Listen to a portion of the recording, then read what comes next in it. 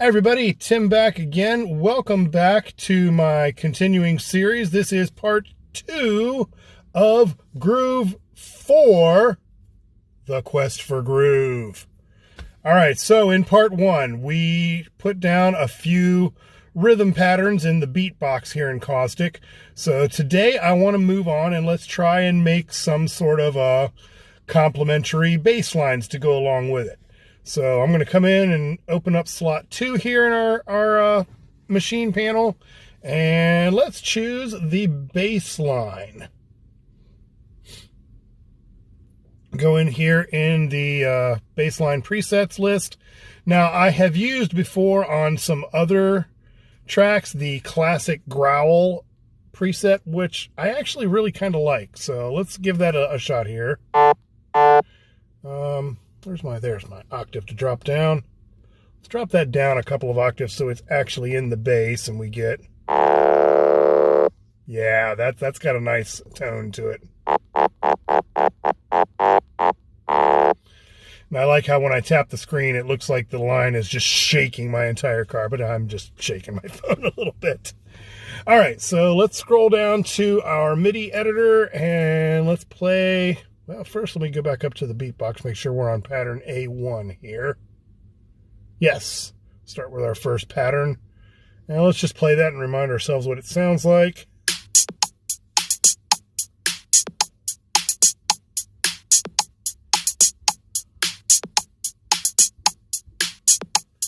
Okay, there it is without the click. There we go.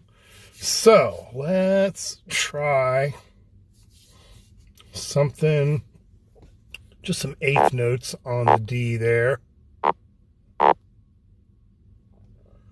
And get myself over here on the other side so we can go up the scale some. Go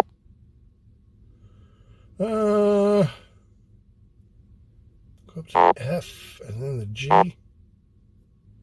Then back down to the F. See if that sounds right.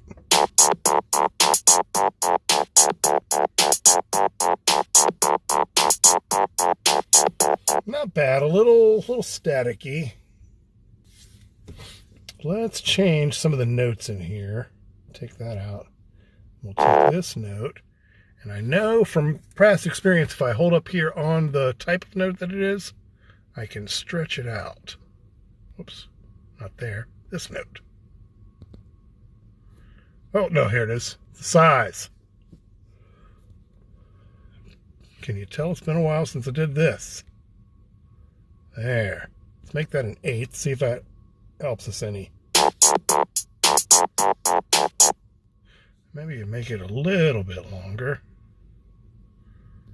And get rid of that 8th there.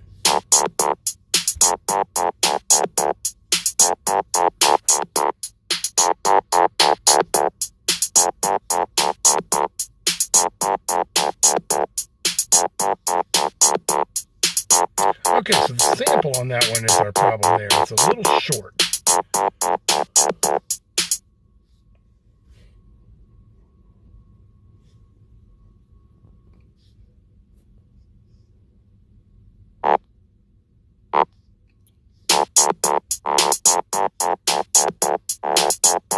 That's not quite where I wanted that to be, but that's the kind of feel I'm feeling. The feel I'm feeling. Good words, Tim.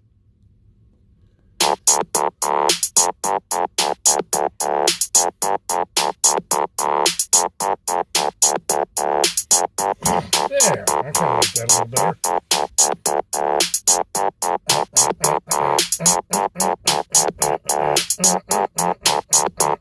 Okay.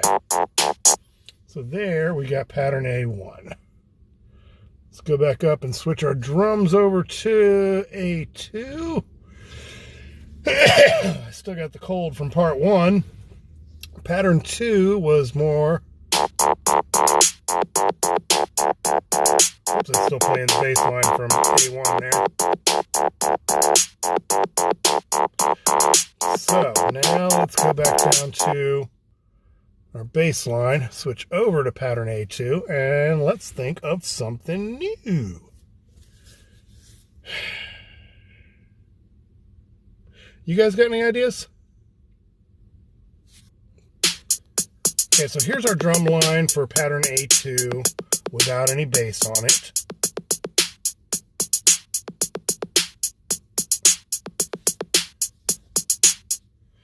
All right, so what can we do with the D that we're already in? Not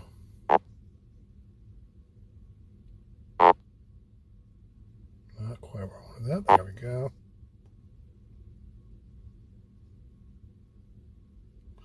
Wonder how that sounds climbing up to the A and then maybe, whoops, hitting some eighth notes after that. Oh, but wait, let me see our pattern up here. Yeah, there it is. Okay, so we've got some bass drums all the way out to the end of that pattern. Let's maybe move that one over there and just kind of match it. See how that sounds.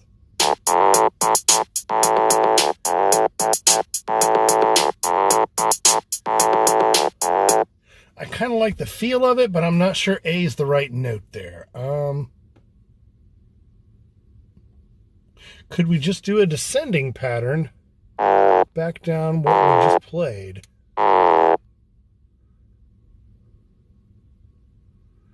So we come back down from A to G to F, and down to D.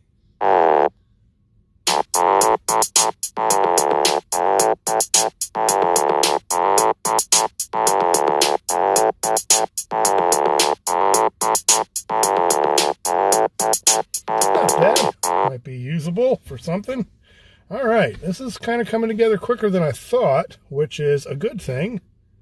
And we'll go back up to, whoops, there, pattern A3. Come down here and switch our bass over to 3. And we had again. Okay, this is where we switched the drums back to more of a snare on the 2 and 4 feel. And we got the 16th notes on the hi-hat. I'm kind of feeling like maybe let's just groove that D, whoops, on the 16th as well. If I could actually tap on the D the whole way through. I'm feeling that's going to be very static, but maybe we can figure out where to break it up some. Yeah, it doesn't even really sound like much of a line. It just kind of sounds like it's going, kind of a droning sound. Not digging it. All right, edit, select. Select all of those. Get rid of them. Yes, I want to get rid of that. That was garbage. All right, well, let's see.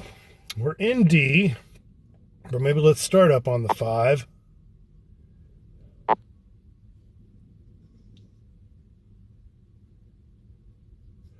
And we kind of use the F, so that kind of implies we're in a minor. And so I do want to keep that. Whoops. Over on the 8ths. Just kind of a descending line. And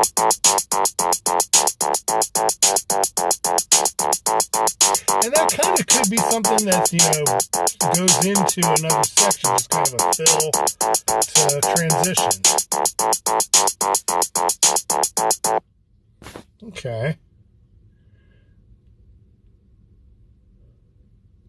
And then pattern 4. What do we got here?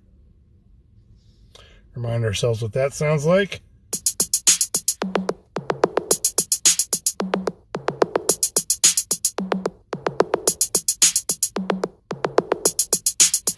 Okay. So that one was kind of along the lines with part 3. So I don't know. I kind of feel like with the different groove, maybe we can kind of restate our line from pattern 1. I wonder what would happen if we just kind of copy that or play that along with it.